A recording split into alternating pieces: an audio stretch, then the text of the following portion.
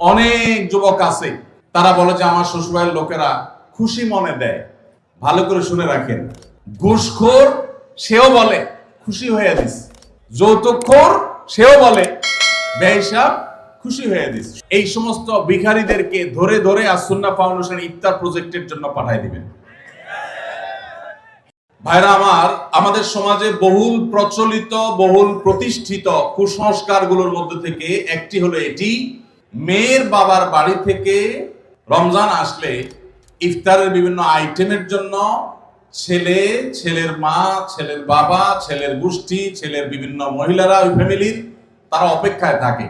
আল্লাহর জমিনে যদি 10টা নিকৃষ্টতম ছোট লোকই থাকে, তার একটা হলো এইটা।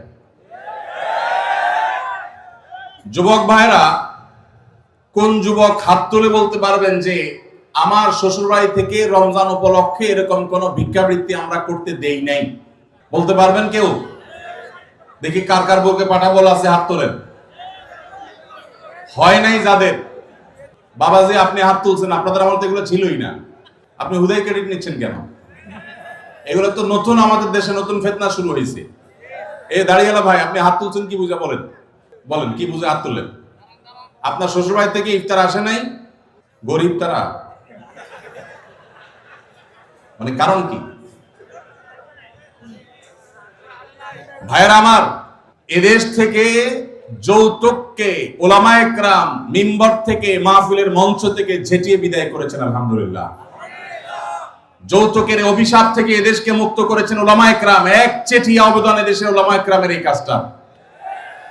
যৌতুক চলে গেলে কি হবে? ইফতারের নামে যৌতুক এখনো বাকি আছে, এইটা আমাদের দূর করতে হবে কি হবে না?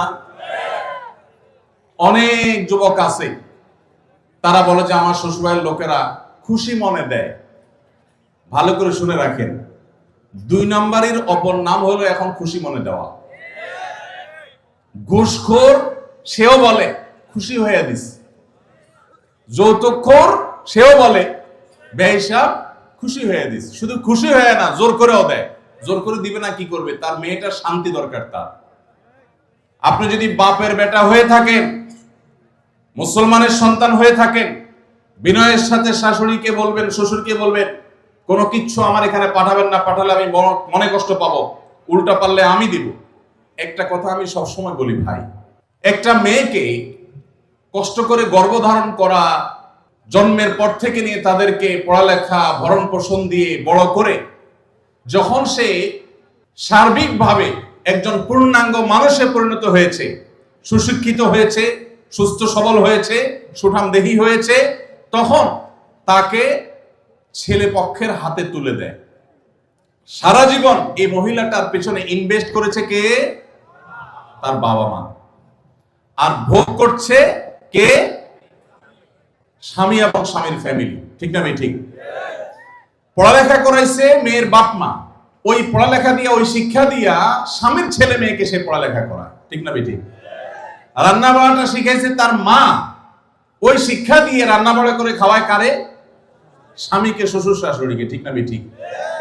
তাহলে উচিত হলো ছেলে পক্ষের মেয়ে পক্ষকে এটা বলা, বেহিসাবকে বলবে ছেলের বাবা, মেয়ের বাবাকে বলবে বাবাজি বা ভাই, আপনার মেয়ে, তাকে মানুষ করতে যত টাকা পয়সা লাগছে তার সব কিছু আমি দিতে চাই। এরপরও তো কোনো মানুষ কেনা যায় না, এটা কেনার জন্য দেওয়া না, অন্তত কৃতজ্ঞতা আদায়ের জন্য দেওয়া। এটা বলা দরকার ছিল। সেটা না করে উল্টা আস্ত একটা মেয়ে দিয়ে দিল, তার সাথে আবার আপনি যৌতুক আশা করছেন। আপনার চাইতে বড় ছোট লোক আল্লাহর জমিনে আর হতে।